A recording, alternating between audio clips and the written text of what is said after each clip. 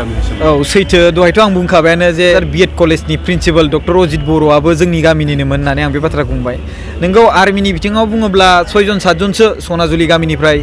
दङ आरो लोगोसे इण्डियान पस्टआव मावनाय जोंनिनो बिब' जायो बिब'निनो माने हौवानि मा होनो बिदा काबुल होननाय सासे गुमै दङ बिथाङाबो मावो स' गोबां बिदिनो जोंहा लाखि बर' जोंहा नैबे मा होनोमोनलाय इउनाइटेड निउसनि अनार नोंगौ आरो गोबां बिथिङावहाय जोंनि सनाजुलि गामिनिफ्राय गोबां माने गोरों फरायसाफोर दङ गोरों फरायनाय आरोना फरायसाफोर दङ आरो गिदिर गिदिर दैदेनगिरिफोर दङ जोंनि गामिया सनाजुलि सना नङा होमबा सना माने गल्ड नङा होमबा स' जुलि नङा होमबा सनाजुलि गोबां मोजां आरो आङो बेखौ बुंगोन आं बे जायगानिनो जोनोम जानाया आरोना दाथ' गिबियावनो इउनाइटेड निउस नायगिरि साफ्रोमखौबो आंनि गोसो गोरबोनिफ्राय अननाय खुलुमनाय सिबिनायखौ बावहरग्रोनाय जाबाय। दायो आंजों नैबे मोगा-मोगि आयदायाव आंजों लोगोआव दङ बयजोंबो बर' समाजाव मिथिजानाय बयजोंबो सिनायजानाय मानगोनां बिथां प्रकाश इउटुबार बिथाङा बर' हारियाव गोबां बिहोमा होलांबाय बिथांनि बर' हारिनि गेजेराव बिथांनि गिबि खेब बयनिफ्रायबो सिगांसिन जे बर' हारिनि गेजेराव गोरिब थाखोनि सुबुंफोरखौ अननाय भिडिअ बानायनानै बिथाङा गोबां खैफोदाव गोलैनाय बर' हारिनि सुबुंफोरजों लोगोसे गुबुन गुबुन हारिनि बिथांमोनखौ अननाय बिथाङा जाहैबाय प्रकाश नार्जारी बिथांजों आं दिनै मोगा-मोगि आयदायाव दिनै जिरायदों। आं गिबियावनो बिथांनिफ्राय बे मोगा-मोगि आयदायाव आङो गिबियावनो बिथांनिफ्राय मिथिना लागोन जे बिथांनि जोनोम जायगा आरो बिथाङा दिनैसिम नैबे लेभेलसिमाव फैनानै बिथाङा माबायदि खस्थ' मोननांदों आरो फिउचाराव बिथाङा मा थांखि दं आङो बिथांनिफ्राय आं आबुङै मिथिनानै लागोन। नोंथाङा नोंथांनि जोनोम जायगा आरो नोंनि आबुं थंखौ नोंथाङा इउनाइटेड निउसनि गेजेरजों फोरमायनो हागोन। फार्स्ट अफ अल आं नोंथांखौ थेंक इउ जासियो गोजोननाय जासियो जे नोंथाङा आंनो माबा मोनसे बुंनो थाखाय खाबु होनायनि थाखाय इउनाइटेड निउसखौ। आंनि जोनोम जायगाया गहपुर बिश्वनाथ डिस्ट्रिक्ट दायो सिगांथ' सनितपुर डिस्ट्रिक्टमोन ओमफ्राय गहपुर एरियानि सिङाव थानाय मोनसे जोंहा सनाजुलि होननाय मोनसे गामि दं। आसा नोंथांमोना मिथिखागौ जानांगौ जा क'क्राझारनि सिङाव थानाय मोनसे बिएड कलेज दङ बेनि दानि कारेन्टलि जाय प्रिन्सिपाल बेनो जाबाय डक्टर अजित बर' बिथाङाबो जोंनि गामिनिनोमोन जों सानैजों एखे बिथांखौ आङो आदै होनो गामियावहाय आदै जायो स' आङो गहपुर सनाजुलियाव जोनोम जादों। बिथाङा गावनि जोनोम जायगाखौ फोरमायबाय आरो फिन आरो खेबसेबाव बिथांनिफ्राय मिथिनानै लाबावगोन जे बिथाङा नोंथाङा दि दिनैनि बे लाइफआवहाय सफैबाय गोबां खस्थ'नि गेजेरजों नोंथाङा जेब्ला उन्दैमोन बे समावनो नोंथांनि बिमाया रुंसारि जालांदोंमोन आरो बेजों लोगोसे नोंथाङा गोबां गोदाव सोराव जानानै गावनि फरायनाय लेखा फरायनायखौ नोंथाङा पान्जाबाव माबा मोनसे मावनानैब्लाबो फरायहैदों होननानै नोंथाङा भिडिअनि गेजेरजों माब्लाबा फोरमायो दा बेखौ नोंथाङा आबुङै आरो फिन खेबसेयाव फोरमायफिनो। नोंगौ आं जेब्ला फरायदोंमोन फरायनाया एलपि स्कुलखौ आङो जोंनि गहपुरनि सिङाव थानाय सनाजुलि गामियावहाय बेखौ आं कमप्लिट खालामदों ओमफ्राय एमइ स्कुल आरो हाइ स्कुलखौ आङो बिश्वनाथनिनो सिङाव गोग्लैखायो दायो बियो जाबाय बिमाजुलि होननाय मोनसे जायगा दं बिमाजुलि एरिया आं बेवहाय कमप्लिट खालामदों आरो बिश्वनाथ सारिआलियावहाय जोंहा बिनिफ्राय गोजान खमावबो 100सो गोजान जागोन किल'मिटारा बेसेबांसिम गोजान जोंहा लावदलि होननाय मोनसे गामि दं बेवहाय जोङो साइकेलजों हान्थिनो गोनां जायोमोन आरो आङो बेवहाय 50 थाखानि रुम भारा इन्जुर हानि बेवहाय थानानै आङो फरायदों ओमफ्राय बेयाव कमप्लिट खालामदों ओमफ्राय निस्सय नंगौ बे बाथ्राया सैथो जे आं जेब्ला मेट्रिक एग्जाम होनोसैमोन अब्ला बे समावहाय आंनि आइया मेट्रिक एग्जाम होखांनानै रुंसारि जादों आरो बिनि गेजेराव आंनि आइया मोनसे बाथ्रा बुंदोंमोन आंखौ नोङो फार्स्ट डिभिजन नङाबा सेकेन्ड डिभिजन लाखिथारनांगौ होननानै स' बिथांनि नाजानाय आरो बिथांनि बुंफानानै होनाय आंखौ जे सापर्ट होनाय जे आं बेखौ दासिमबो गोसोआव दङ आरो बेयो रोमै गोसोआव नङा बे फुरा आंनि बिखायाव हाबनानै दङ आंनि गोसो मोदोम गासिबो हाबजोबनानै दंजोबो जे बिथाङा आंखौ बोरै खस्थ'यै आंखौ फोरोंनो नाजादोंमोन ओमफ्राय बिनि गेजेराव जेब्ला आङो मेट्रिक एग्जामखौ होखांनानै मेट्रिक एग्जामनि रिजाल्ट सफैनोसैमोन बिनि सिगांनो बिथाङा रुंसारि जालांदों सारअन्थाइ गावनाय जे गोबां मानसिफ्रा बिदिनो रुंसारि जायो खायसे आंनि आइयाबो बिनि दारैनो रुंसारि जालांदों। नोंगौ बे समावहाय जेब्ला आइया रुंसारि जादोंमोन अब्ला आङो बेवहाय बिथांनि जि मोनसे सानैजों ग्रुप खुलिनाय फैसा जि दंमोन एसे लाङै आं फरायहैदोंमोन आरो जोंनि फादार बेबो हास्लाबाखैमोन माखासे खेथ्रआवहाय बिथांनि सोमोन्दै आङो बारा बुंलायला आरो बिनि गेजेरावहाय जेब्ला आंनि न'आवहाय एसे खैफोदनिफ्राय खैफोद बारानिफ्राय बारा जाबाय हा मानि बन्दक ओरै जाहैबाय आरो बिनि गेजेरावहाय थाखा फैसा हरग्रा गैला माइरंफोरबो न'निफ्राय लांनानै ट्राइबेल हस्टेलाव थानाय फरायनो थाखाय रावबो हरग्रा गैला स' बे समावहाय आङो जेब्ला बिकम थार्ड सेमिस्टार जाहैबायमोन आङो 4th सेमिस्टारनि एग्जाम जेब्ला होनोसैमोन माने एडमिसन लानोसैमोन थाखा फैसानि बिराद अभाब जाबायमोन आङो आरो बिनि गेजेरावहाय लेखा बायनो थानो थाखाय जायगा दंमोन नाथाय माइरं बायनो बेबायदि गोबां गिदिर उसुबिदा जाबायमोन बिनिखायनो जोंनिनो आइनिनो माने बिफानिनो बिदानि फिसाज्ला एसे गोजानानो जायो बुंनो थाङोबा बे आमाइनि फिसाज्लायाबो गोबां गोजान जायगायाव दंहैयोमोन बियो मुम्बाइआव बेथिंजाय दंहैयोमोन बियो अब्ला जेब्ला मुम्बाइआव थांदोंमोन महाराष्ट्रआवहाय खामानि मावहैदोंमोन पुनायाव खामानि मावहैदोंमोन अब्ला बै समावहाय आं बिथांखौ बुंहरदोंमोन आंबो खामानि मावनानैनो फरायनोसैदां होननानै ओमफ्राय आंनावथ' थांनो थाखाय रां गैया आं बिथांखौ बुंहरदोंमोन आंनो एसे 8,000सो रां हरथ' होननानै आङो बे 8,000खौ लानानै आङो दिल्लीयाव थांदोंमोन खामानि मावनो दा दिल्लीनिफ्राय जायासै आं बिथांखौ बुंबाय आं नोंजोंनो लेबार मावहैनोसै मोनसे पिके राबार इन्जिनियारिं होनाय दंमोन सुबाद्रा राबार इन्जिनियारिं दंमोन बेवहाय आङो 12 स्टेन्डार्ड सार्टिफिकेटखौ लानानै आङो खामानि मावहैदोंमोन रिसेपसनाव मेनेजार जालांदोंमोन आङो बेयाव 10,000सो सेलारि मोनोमोन आरो बेवहाय आङो मा होनो गोबां खामानि मावदोंमोन बिनिफ्राय आङो 6 मान्थसो आं बेयाव थानानै उनाव आंनाव सासे मानसिनि कल फैदों जोंनि एरियानि बिथांनि नामा बिश्वजित होननाय बुंनाय बे ब्रादारा गोबां ससाइटियावबो खामानि मावगासिनो दं बिथाङा दाबो आरो बिथाङा दा UN एकाडेमिनि सासे टिचार बिथाङा आंखौ बुंदोंमोन फंबाय नोङो फरायनायावथ' आंथ' मिथिखाबाय नों बिराद उसुबिदा स' नोङो बेवहाय पान्जाबाव फैदो बेवहाय स्कलारशिपनि दारैबो नों फरायनो हागोन बेयाव इनस्टिटिउटआव नोङो माखासे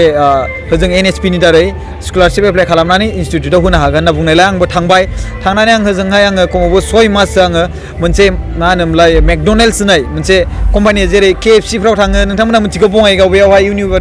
इउनिभार्सेल मलावहाय KFC नुदों बेयाव जे जानाय जे बेयाव जे मा होनो बेखौ खामानि मावग्रा दङ क्रिउफोर जे टेबोलफोरखौ साफा खालामनो हानाय बेबायदि आं खामानि मावनो स्टार्ट खालामदोंमोन आरो बेनि गेजेराव आङो पार्ट टाइम मावनानै आङो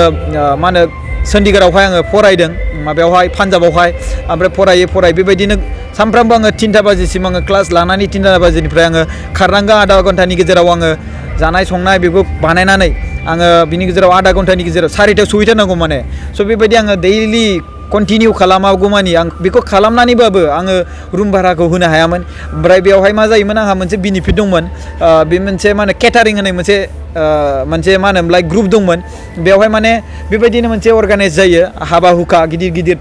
जायो बेफोराव माने सेलारि होयो आरो नों जुदि ट्रे लानानै होयोब्ला नोङो 1500 थाखा मोनगोन दिनावहाय नों इसेबांखिनि मावोब्ला स' बिनिफ्राय आङो 5,000 गोजोन रुम नालाय भाराया स' आं बेयाव सानबासो थांबानो आङो बेवहाय आंनि जे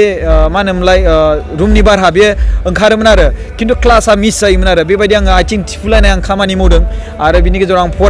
फरायनानै आङो चन्डीगढ़ टाउनावहाय आङो एसे खामानि मावदोंमोन टेकनिकेलनि सायावहाय वेबसाइट डिजाइन खालामनाय मावनाय बेफोरखौ एसे आं पार्ट टाइम मावदोंमोन बिनि मावनायनि उनावहाय बिदिनो आङो इउटुबनि जे आं बेखौ स्टार्टआप खालामदोंमोन ओमफ्राय नोंगौ नों बुंनाया बाथ्राया सैथो जेनेबा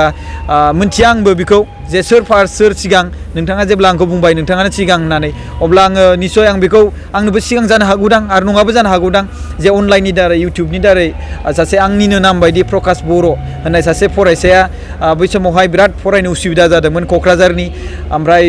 बिथांखौ आङो फाइन एन्ड आर्टस कलेजावहाय क'क्राझारनियावहाय एडमिसन खालामना होदों रायजो राजाफोरनिफ्राय बिथांमोना गोसोआव दङ खायसे जायफोर सिगांनिफ्रायनो आंखौ फल' खालामदों माबायदिहाय बिथांमोननो आं खोन्थागुलायनो गोनांथि गैया आं मा खस्थ' खालामदों नङा होमबा भिडिअनि दारै सोरनिबा न'खराव थांनानै आङो भिडिअ बानायहैदों आरो बिथांमोननिखौ कालेक्ट खालामनानै बिथांमोननो फैसा होदों बा सोरबा हस्पिटालावहाय सोरबा गथ'आ बेमार जानानै बिमा बिफाया थाखा फैसा होनो हायाखै 75,000 80,000 आङो सोरनाबा भिडिअ बानायनानै बिनानै जे बे कालेक्ट खालामनानै 24 आवार्सनि गेजेरावहाय आङो मा होनो बै सुबुंखौ मदद होदों नोंगौ बेबायदिनो आं गोबां मावदों आरो बिनि गेजेराव आङो बेबायदिनो मेकड'नेल्ड्सआव आङो 3 इयार्स आंनाव दाबो सार्टिफिकेट दङ एक्सपिरियेन्स सार्टिफिकेट दङ स' बेबायदि मावनानै आङो माने पान्जाबावहाय डिग्रि कमप्लिट खालामना फैनाय मानसि आरोना गोबां मानसिया आंनि बायदिनो मावदों जानांगौ बेल' नङा नाथाय नोंथाङा जेब्ला सोंबाय आंखौ आरो आंनि मावनायखौ नोंथाङा जेब्ला बिनि बेलायाव सोंबाय आं निस्सय आं बेखौ खोन्थानाय जाबाय थेंक इउ बिथांनि जिउ जारिमिना गोबां दुखुनांथाव आरो इन्टारेस्टिंबो बिथांनि जिउ जारिमिनखौ नोंथांमोना खोनाबाय जानो हागौ आङो दायो आरो फिन मिथिबावना लानो नाजाबावगोन जे बिथाङा इउटुबखौ बबे समनिफ्राय जागायदोंमोन आरो रायजो राजाफोरखौ बिथाङा सहाय होनानै बिथाङा गावनि जिउखौ माबायदि मोनो गाव माबायदि मोन्दांथि मोनो आं बेखौबो आरो बिथांनिफ्राय मिथिनानै लाबावगोन नंगौ इउटुबखौ आं जागायदों 2012आव बे भिडिअआ दाबो दङ आङो जेब्ला आपल'ड खालामदोंमोन फार्स्ट 2012आव सोरबा 2012आव आपल'ड खालामदों मादों होननानै जुदि प्रुफ गैया होनना बुंबा आंनाव प्रुफ दङ आंनि महरजों बानायनाय आङो इउटुब चेनेल दं नामाबो प्रकाश नार्जारी होननाय दंखायोखा बे नाथाय बै जिमेइला आंनाव गैला आरो बेल'सो गोदो बै समावहाय मा जायोमोन जोंना फेसबुक खुलिबा मोननै मोनथाम मोनब्रै बिदि जालाङोमोन ओमफ्राय पासवर्डखौ बावलांजोबोमोन बेबायदिनो थिग जिमेइलाबो मा बेसाद बेखौ बारा मोनथिबामोन खुलिबाय ओरैनो बाहायबाय गैला आरोना स' दाबो आंनाबो बे भिडिअआ बिदिनो जाना दङ दाबो बे आपल'ड जाना दङ 2012निनो आरो बिनि गेजेरावहाय आं जेब्ला 2012आव आपल'ड खालामनानै बिदिनो फरायनाय न'खरावथ' एसे उसुबिदाखा नालाय अब्ला आं बेयावहाय 2014निफ्राय आङो जागायफिनबाय 2014निफ्राय आं जेब्ला जागायदोंमोन अब्ला बे समावहाय बेयाव आं मिस्टार नार्जारी बाबु होननाय मोनसे चेनेल खुलिदोंमोन आङो फार्स्टआव अल टिउब होननाय मोनसे चेनेल खुलिदोंमोन अल टिउब माने गासैबो भिडिअ मोनजोबगोन आरो बेवहाय टेकनिकेलनि सायावहाय बा इडुकेसननि सायावहाय बा मोनसे आधार कार्ड कारेक्सन खालामनाय पेन कार्ड कारेक्सन खालामनाय स' बिनि दाबो बे लग'आ दङ बेवहाय बानायनाय अल टिउब होननाया स' बेवहाय आं मोनसे भिडिअ बानायदोंमोन जे नों पेन कार्डखौ बोरै एप्लाइ खालामो आधार कार्डखौ बोरैहाय कारेक्सन खालामगोन जुदि नोंनि आधार कार्डआ नेम गोरोन्थि जादोंबा बेबायदिनो गोबां टेकनिकेलनि सायाव फरायनायनि सायावहाय आं बारा एसेबां नलेज गैयामोन अब्लाबो आं ट्राइ खालामदोंमोन आरो बे समावहाय माबा मोनसे मेसेज होनो नाजादोंमोन आरो आङो फिसा नलेजखौ लानानैबाबो जेब्ला नोंथाङा सोंबाय माब्लानिफ्राय अब्ला आङो 2012निफ्राय खालामनानै दासिमहालागै दङ खिन्थु कन्टिनिउस बुङोबा आङो 2017निफ्राय आङो फुरा कन्टिनिउसलि बिनि सायाव मेन फकास खालामदों बिनि सायाव मेन फकास खालामनानै दिनैसिम बेबायदि दङ आरो रायजो राजाफोरखौ आङो मा होनो भिडिअ खालामनायनि दारैबो डनेसन बा माखासे हेल्प होनो हायो बेखौ आं मोनसे थिंकिं लाबोदोंमोन आरोना आरो बेबायदिनो आं माखासे गोबां सुबुंफोरखौ भिडिअ खालामनानै सोरखौबा हेल्प होनो नाजाबोदों आरो बेबायदिनो हेल्प होबोगासिनो दङ बेनो आंना एन्सारा आं 2012निफ्राय स्टार्ट खालामबोदों बिथाङा सासे गफुर हालामनि सनाजुलि गामिनि थागिबिमोन बिथाङा दायो बिथाङा गावनि जिउ जारिमिनखौबो फोरमायबाय बिथाङा दायो बे क'क्राझार सहराव थायो बिथाङा बे क'क्राझाराव सहराव थानायनि गुबै थांखिया मा आरो इयुनाव बिथाङा मा थांखि लादों बिथाङा आथिखालनि लाइमोनफोरखौ मा एडभाइस होनो सानो आं बिथांनिफ्राय आरो मिथिनानै लाबावगोन नोंथां आथिखालनि लाइमोनफोरखौ जोङो नुनो मोन्दों जे मोजाङै फरायनो मोनसेयावबो माखासे लाइमोनफ्रा गावनि गोसो होनानै फराया ड्राग्स एडिक्टेड गुबुन बायदिसिना गाज्रि आखल आखुफोरखौसो बजबनानै लायो दा बिनि सायाव नोंथांनि जिउ जारिमिनाथ' बिराद दुखुनांथाव दा नोंथाङा थेवबो नैबे लेभेलसिम फैबाय दा बिनि सायाव नोंथाङा आथिखालनि लाइमोनफोरखौ मा एडभाइस होनो सानो आं बेखौ बुंगोन नोंथाङा जेब्ला क'क्राझाराव मा खालामनानै थायो बा बेसिम बोरै सफैखो नङा होमबा स' आंबो मोनथिया बेखौ इसोरनि लीला होनना बुंजागोन आं क'क्राझाराव दिनैहाय माखासे गोबां बिथिङाव आङो सोलोंगासिनो दङ गोबां गेदेरमा बिथांमोनजों आङो माखासे एक्सपिरियेन्स लागासिनो जे ससाइटिखौ बोरैहाय दैदेनो ससाइटिखौ बोरैहाय सामलायलांनांगौ नङा होमबा बिथांमोननिफ्राय आङो सोलोङो आरो बिथांमोननि जि खामानि मावनाय बेखौ आङो प्रसार खालामनो जेरै नोंथांमोना सानो नोंथांमोना मावगासिनो दङ बिथांमोना जे ओरैबायदि गिदिर खामानि मावगासिनो दं बेफोरखौ आङो पाब्लिश खालामनो नाजायो सेस्था खालामो बेफोरबायदिनो आङो क'क्राझाराव थानानै सोलिदों दिनै नोंथाङा सोंदों जे गोबां खस्थ' नोंथाङा फरायनानै दिनै बेबायदि लेभेलसिम सफैबाय आरो गुबुनफ्रा जे मा होनो गोबां मोजाङै फरायनो मोननानैबो गोबां सुबुंफ्रा ओरैनो ड्राग्सनि एडिक्टेड बा ड्राग्सनि बेलायावहाय बा फाल्थु जाना थानाय नङा होमबा स' बिनि बेलायावहाय आं दिनै बेखौ बुङोब्ला निस्सय आं बुंनो हायो बिनि बेलायावहाय नाथाय बुङोब्ला जोंनि आजिखालिनि गथ'फोरा बेवहाय गोबां बाथ्रा बिथिङावहाय सानो अबेनि गोरों फैदों नङा होमबा नों जुदि ड्राग्स जानायखौ बादा होयोब्ला सिगारेट सोबनायखौ बादा होयोब्ला नोंनि नोमफाया होदों नामा नोंनि नोमानिफ्राय जादों नामा नैबे गोबां बिथिङाव जोंनि बर' ससाइटियावहाय लेंगुवेजफोरखौ सोलोंनो गोनांथि दङ दिनै बे नों सोलोंनांगौनि गोनांथि दं होनना बुङोब्ला नोंलाय सोर नैदि बायदि बाथ्रा गोबां बिथिङावहाय बुंग्रा सुबुंफोर दङ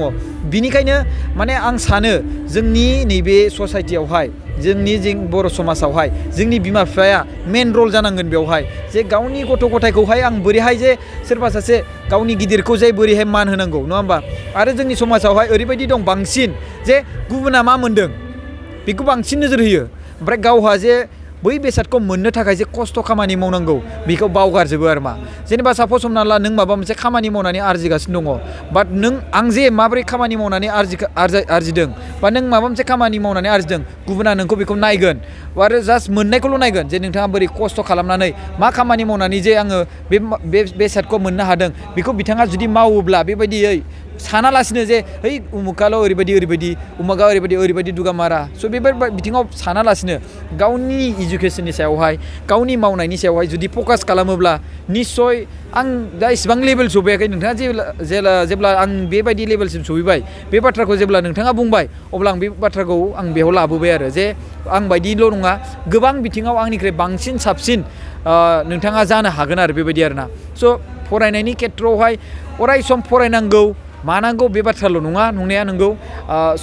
ससाइटियाव बा समाजावहाय रायजो राजाफोरजों बोरैहाय मिलायनानै थानो रोंनांगौ बा जोंनि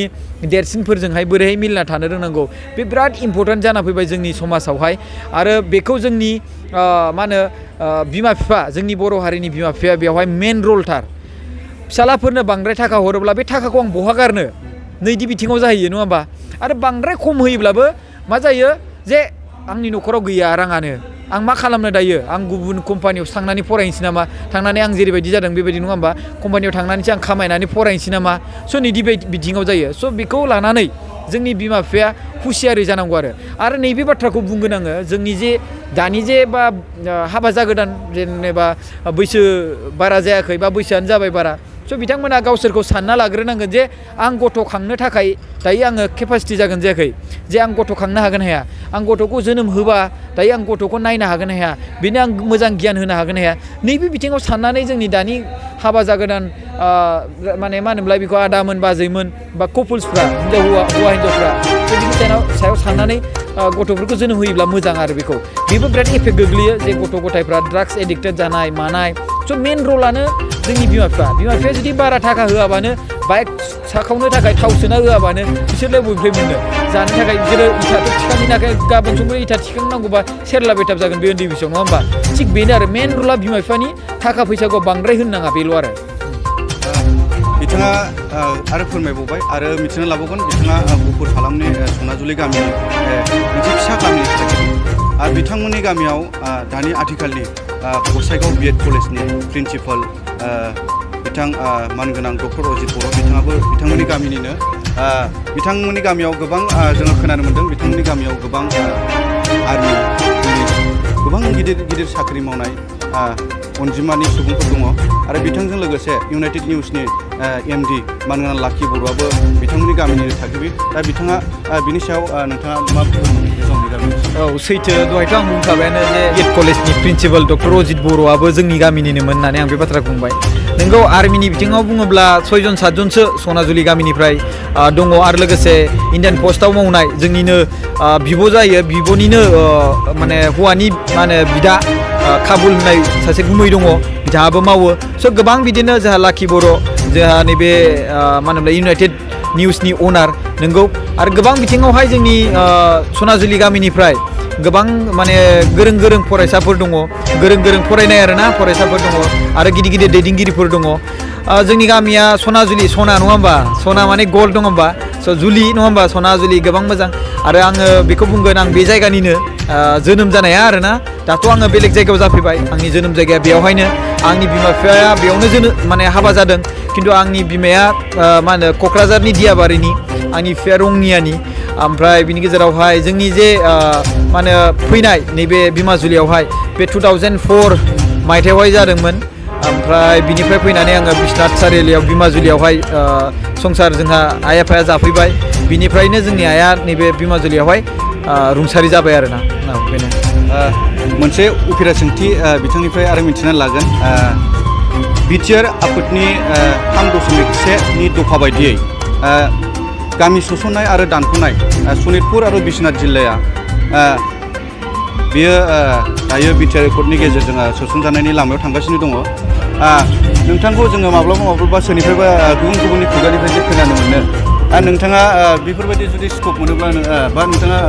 राजनितियाव फैगोन नामा सानसे सोसननाय बा बिटिआर एकर्डनि गेजेरजों नाय दाथ' आं बेखौ बुंगोन दाथ' आं दा मोनसे रायजो राजानो मोनसे आं बुंनो थांबा सासे पियन बायदिखौबो होनजागोन बा मेसेन्जार नङा होमबा आं पाब्लिकफोरनो माबा मोनसे सैथो बाथ्रा मोनोब्ला आं बेखौ एक्सप्लर खालामना होयो माबा बिथिङावहाय सोरनिबा न'खराव खैफोद जादोंबा सोरबा कल खालामहरोब्ला जेब्ला आङो बे खामानिखौ मावदों अब्ला बे बिथिङाव आङो माखासे गोबां सुबुंफोरजों लोगो मोनो आङो बेवहाय एक्सपिरियेन्स जाबोबाय आङो सोरनिबा न'खरनि बाजै सोरनिबा न'खरनि बिमा सोरनिबा न'खरनि आबै बिथांमोननि जे दुखु रियेलिटिया मा बेखौ आं एक्सपिरियेन्स जाबोहांदों आरो लोगोसे जोंनि जे मानाव गेदेर दैदेनगिरिफोर बिथांमोनजोंबो आङो माखासे गोबां एक्सपिरियेन्स जाबोदों जे ससाइटियावहाय बोरैहाय माबोरैहाय जौगानो हायो नङा होमबा ससाइटियावहाय बोरैहाय जौगाहोनो हायो बा बोरैहाय डेभेलप खालामहोनो हायो बिथांमोनखौहाय बोरैहाय लाबोनो हायो बे बिथिङाव गोबां ट्रेनिं आङो जाबोगासिनो दङ नोंथाङा बुंबाय पलिटिक्सआव जुदि खाबु मोनोब्ला नङा होमबा एकर्ड जायोब्ला एकर्डखौ साक्सेस जाग्रोनो होदो नङा होमबा गामिखौ सोसननो होग्रोदो ओमफ्राय बिनि गेजेराव लेट देम डिसाइड आवार लिडार्स नङा होमबा जोंनि लिडार्सफोरखौ डिसाइड खालामनो होदो बिथांमोना जुदि आंनि खामानि मावनाय जे नोंथाङा बुंबाय आङो जे गोबां माखासे ससियेल वार्क बायदि नङा होमबा नोंगौ बिथिङाव नैबे बाथ्राखौबो आङो बुंगोन जेनेबा मुम्बाइआवहाय थांनानै सासे हिन्जावसाखौ जों बर'ना लाबोदोंमोन रायजो राजाफोरनिफ्राय रायजो राजाफ्रा खुब डनेसन होदों बेवहाय गोबां मोजां डनेसन होनानै फ्लाइटजों थांलाय फैलाय जों बेवहाय लाबोदों आरो बिनि गेजेराव बेंगलरावबो थांनानै जोंनि बिब' दं उदालगुरियाव आंखौ फंबाय गोदै लेंनाय बिथांनि न'खराव दोनहैदों बिथांनि न'खरनिफ्राय जों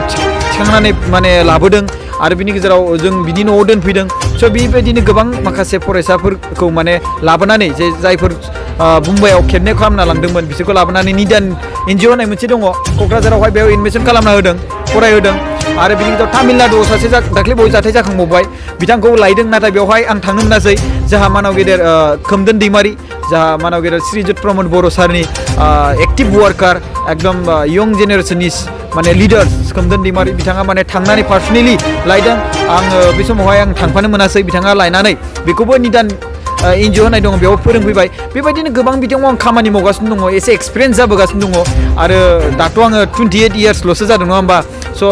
आं सानो 30 इयार्सनि गेजेराव बिटोरनि एकर्ड जि बेयो माने गामि सोसननाया